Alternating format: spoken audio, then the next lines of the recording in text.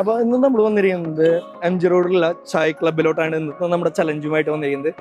നമുക്ക് നോക്കി നോക്കാം ഇന്ന് ആരും നമ്മുടെ ചലഞ്ച് വിൻ ചെയ്യുമെന്നുള്ളത്.